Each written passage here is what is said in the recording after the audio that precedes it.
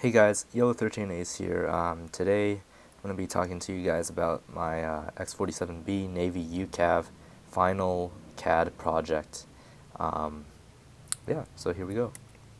So a little background about the X-47B. It was manufactured by Northrop Grumman, and it was their entry for DARPA's Defense Advanced Research Projects Agency's JUCAS competition. And basically that competition was looking for a unmanned system that was also stealthy and carrier based. So other comparable aircraft include the Boeing X-45. So this design is a stealth unmanned combat aerial vehicle system. So it's called a UCAV or UCAS, and it's designed for the U.S. Navy. So it has carrier takeoff and landing capabilities, and to this end, it has landing gear tailored to carrier catapult takeoffs, and the hooks can be seen in the actual model. It should be right around here. You'll see it later, but it also has folding wings, but I didn't include that feature in the model because that would be too complicated to make. So the main focus of the design is being unmanned, being able to launch from a carrier, and also, of course, stealth. So about the X-47B's design, so obviously one of the main features is stealth, and so it has a lot of unique geometry, like as with many other stealth aircraft, like the F-22 or the T-50 Russian PAK-FA. So it has parallel edges and features all throughout the design. So you can see right here, this leading edge is parallel to this leading edge right here on the wingtip. I know it looks strange, but that's the purpose. Parallel lines reduce radar signature, I guess. And so these two are parallel. The leading edge and trailing edge of the wing are parallel. The trailing edge of the wingtip and the trailing edge here are parallel. So there's a lot of cool features like that, and that helps reduce radar signature and adds to the stealth. It's also a blended wing body and tailless configuration, so it has a very sleek profile, which is one of the reasons I chose this project, because it looked really cool. It's also blended wings, so it's also efficient in flight. Upper air intake with slim profile, as you can see in the front profile here, it's very, very sleek. And the reason for that is that once radar hits the engines, or it doesn't actually reach the engines because the intakes are so slim and sleek like that. So it reduces engine radar return. And also to that end, there are slim exhaust nozzles at the end of the airplane, at the back of the airplane. And I actually spent a lot of time modeling that, and it was just really, really hard to get that to work. But in the end, I got that geometry right, and it looks great. So, since it's carrier based, it also has catapult hooks on the landing gear. You can't see it here, but there's this hook that extends out in front like that. And I spent a lot of time, I spent an afternoon designing that in CAD. So how it was made, basically I started this CAD model by sketching the top view, so like this view right here, and then I added the side profile view. So I added this section here, which is under the intake, and then I also added a separate sketch that was the intake itself. And so those two sketches would later allow me to surface model this entire thing. And also, of course, the airfoil. Well, actually, I didn't actually take like a legit airfoil. I kind of just drew an airfoil shape because, obviously this project is cutting edge, and it's not very, well, there are not going to be a lot of information about the airfoils and whatnot, so I had to make up my own airfoil for that. So that served that purpose. Sketched it at the wing root and then extruded that along this edge here and created the wing. I also used the front profile here as a guide curve, the top here as a guide curve for the intake. And I also did a lot of surface modeling, and that was the hardest part, I think, because a lot of the surfaces, they're really really complicated. So it was a bit hard for me to model that, but I got it to work. And I had to cut out parts. So I guess that really doesn't make sense, but I sketched out some parts and then projected it onto the surface using a vector, and then I trimmed that surface to the boundary of the sketch, and that's how I created the intake and the exhaust.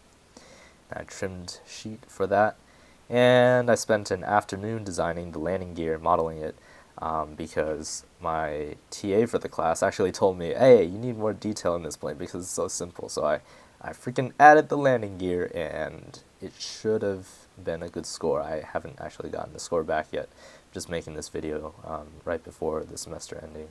So then I added a single decal, and I rendered the whole plane. I added a stainless steel material surface for the for the entire plane, because that looked more like a matte aluminum rather than aluminum itself, because the aluminum is too shiny in NX, the software that I'm using. So I just used stainless steel for that. And yeah, so that's how I made my model. So here it is. These are the main views of the model that I made before any rendering. So here we have the top view, here we have the isometric view, here we have the right view, front view, left view, back view, and bottom view. And so yeah, you can see this model is pretty sleek, I think, and I actually really enjoyed making this plane. If I had a little more time, I would improve the side profile shape, because right now it kind of looks like some type of penguin / kiwi bird thing.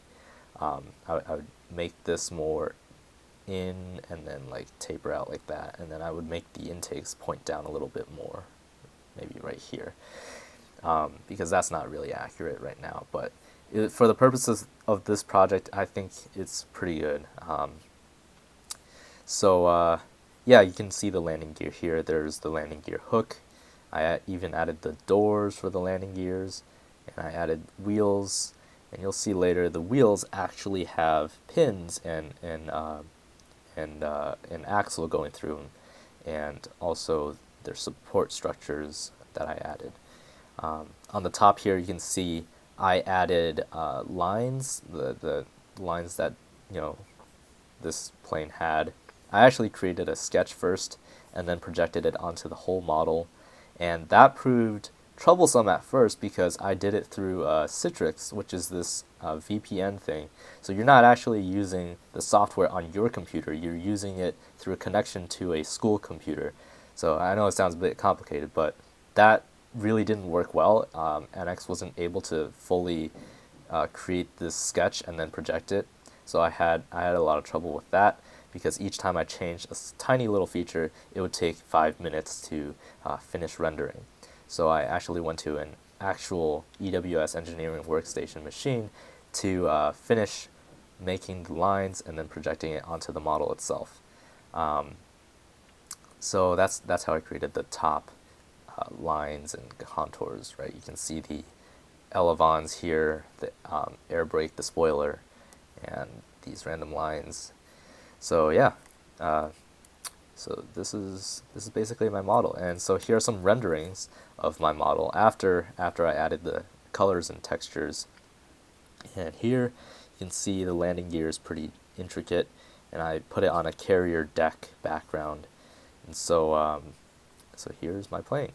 If I had a little more time, I'd fix the intake, make it point down more, and maybe this structure right here in the middle, make that a little bit shallower. Add some more decals if I could. I actually only added one decal, and here's another view of the plane landing. I think it looks pretty cool, pretty sleek.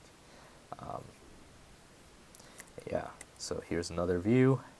Yeah, that was the decal I was talking about. I added a single decal, the American star flag thing. And that was only because I actually reversed this picture to make it match this, but um, but yeah, I only added this because that was the only decal that I could find that was actually good. I didn't want to add any blurry or incomplete decals, so there's that. Maybe I should have made the engines black here, like in the back. I mean the exhaust. That would have been cool. That would have been nice. So yeah, here's another rendering of my plane flying into the sunset. I think it looks pretty cool. You can see the decal again. Um, so yeah, overall this project was pretty successful in my opinion. So why did I do this project? Why did I choose the X-47B? Well, it has an awesome futuristic look, and I just love the design. It represents the leading edge of unmanned technology. There's a pun in that sentence if you understand airplanes. But yeah, I mean, it's cool. It's very cutting edge. I saw like a video of it doing an autonomous carrier landing, and that was really, really cool. That's like, we're living in the future right now. And the X-47B was a drone that made an epic debut in Ace Combat 7. It was in the announcement trailer if you're into that game, and cause America, yeah. So that's why I chose the X-47B. So if you have any questions, any comments, you can go ahead and comment on this video. But here's a video within this video of me rotating the model around. So I'm just gonna play this and talk as I go. So here I'm just rotating the model. I was a bit confused in the beginning. I didn't know what to do, but so yeah, I start rotating it, and here you can see all the details of the model, right? The side profile, which is pretty cool, pretty sleek. You can see the wheels, the landing gear right there. This is pretty cool. Yeah, you can see the landing gear, the support structures. I spent a lot of time creating those, and also there's a pin. There are pins in the wheel. I'll zoom in later, I think. Yeah, you can see the 6 pins on each wheel. So a lot of this was actually pretty easy. You only really had to make one wheel, and then you can mirror it onto the other side. And for the back landing gear, I only made one landing gear and then mirrored each part over onto the other side. So this is pretty cool, I think. I spent a lot of time making this. The pistons, the support structures, the nuts, the axles, and that is the landing gear hook. Or not landing gear hook, actually, it's the catapult hook for takeoff and things like that. So here's a view of the model. I was recording this with the NX built-in recorder, so this might not be the smoothest, but it still works. It still works. So here's the top view. I don't know why the shading is weird. Here's the trimetric. I don't know. Wait, hold on. This is the side view, back view. This is the right view, front view, and this is the bottom view with all the wheels. I think it's a pretty successful project. I spent a lot of time on this, so I'm really proud of this. And it's my first, CAD. In one semester I learned all of CAD, so I think that's the end of this video. And so yeah, if you like this video, whoops, sorry about that. If you like this video, please subscribe. Sorry about that ending right there. But yeah, that's all for now. I'm actually working on a paper version of the XB47 or X47B, and I'll be releasing more information about that soon. But in the meantime, please feel free to visit my Facebook page. As you can see, I update that a lot more frequently than I do here. So I guess that's it, and I guess I'll see you guys next time. This is Yellow 13 Ace signing out.